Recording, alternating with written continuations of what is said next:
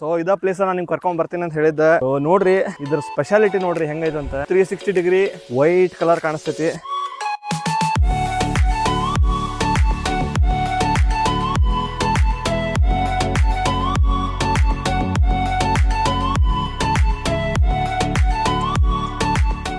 ಏನಂದ್ರ world's largest salt desert ಇದೆ. So ಇದೆಲ್ಲ ನೀವೆಲ್ಲ ನೋಡತ್ತಿರಲ್ಲ ವೈಟ್ ಕಲರ್, ಇದೆಲ್ಲ ಸಾಲ್ಟ್ ಉಪ್ಪು. ಇಲ್ಲಿ ಮೇನ್ಲಿ ಏನಂದ್ರೆ ಸನ್ಸೆಟ್ ನೋಡಕ್ ಬರ್ತಾರ, ಸನ್ರೈಸ್ ನೋಡಕ್ ಬರ್ತಾರ, ಸ್ಟಾರ್ ಗೇಜಿಂಗ್ ಮಾಡಕ್ ಬರ್ತಾರ. ಫುಲ್ ಮೂನ್ ಟೈಮ್ನಾಗ ಅಂದ್ ಮೂನ್ ಇದ್ದಾಗ ನಾವು ಇದ್ರ ಮೇಲೆ ನಿಂತು ಮೂನ್ ನೋಡಿದ್ರ ಮೂನ್ ಮೇಲೆ ನಿಂತು ಮೂನ್ ನೋಡ್ದಂಗ ಆಕೈತಿ. ನಾವು ಆಲ್ಮೋಸ್ಟ್ ಇದು ಮೂನ್ ಕಂಡಂಗೆ ಕಾಣ್ತೈತಿ ನೋಡ್ರಿ. ಆಲ್ಮೋಸ್ಟ್ ಸನ್ಸೆಟ್ ಆಗತೈತಿ.